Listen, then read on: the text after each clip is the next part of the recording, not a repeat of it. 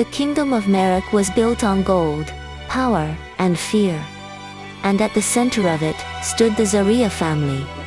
On the night of October 30th, beneath crimson lanterns and silver skies, the royal family welcomed their only child into the world. Veronica Esther, Zaria, a princess born into luxury, adored by her people before she could even speak.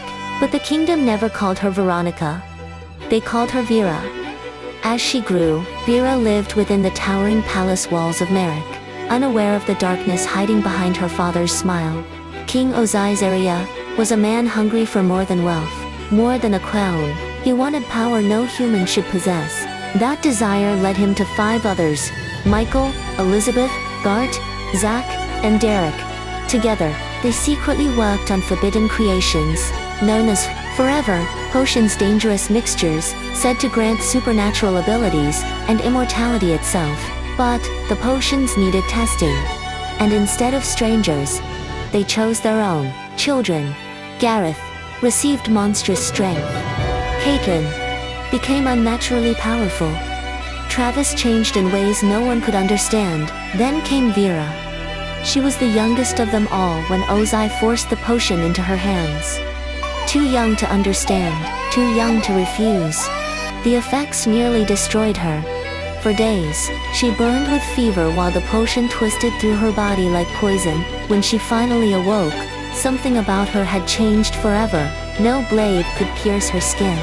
No fire could scar her. No sickness could weaken her. Vera had become invulnerable. But because her body was still growing, the potion settled incorrectly. One eye returned to its natural color. The other remained glowing emerald green. A permanent reminder of what her father had done. When Queen Rosabella discovered the truth, fury consumed her.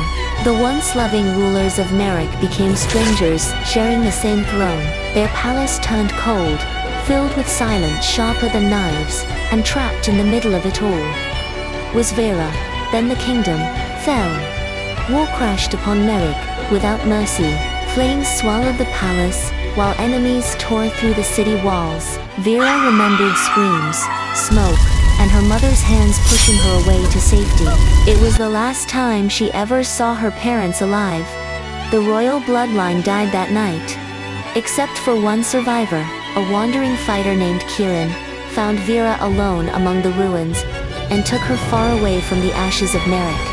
He became the father she never truly had, raising her in secrecy while teaching her how to fight, survive, and hide what made her different.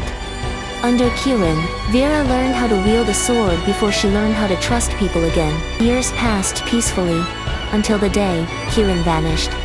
No signs of a struggle, no explanation, just gone. Alone, once again, Vera wandered across forests and villages with nothing but a blade on her back and the weight of a dead kingdom on her shoulders. That journey eventually led her to Mistreat. She expected suspicion. Instead, Aphmau welcomed her with kindness. The others, however, noticed the emerald eye immediately. Questions followed her everywhere. Some feared her, others whispered about curses and magic, but slowly, day by day, Vera earned her place among them. For the first time since Merrick fell, she began to feel at home. But peace never lasted long. Soon, Vera learned about Ian Esperanza, boy obsessed with forever potions, just like her father once was. Ian sought control over Mistreat, and would destroy anyone standing in his way to get it. And helping fight against him was Felix Esperanza, Ian's little brother. Felix was frustrating, arrogant, and impossible to understand. Everyone remained suspicious of him because of his connection to Ian, but Vera saw something different hidden beneath his cold exterior. The problem was, she hated how much she cared, so instead of admitting her feelings, Vera buried them beneath arguments, insults, and sarcastic remarks. Every conversation between them became a battle neither wanted to lose. Yet somehow, somewhere between the fighting and the teasing, Vera fell in love with him. The girl who survived kingdoms, war, and monsters found herself terrified of something as simple as being loved back. Still, no matter where she went, the legends followed. She was known as the Crimson Heir, the child of forever. She was Veronica Esther, the last Zarya,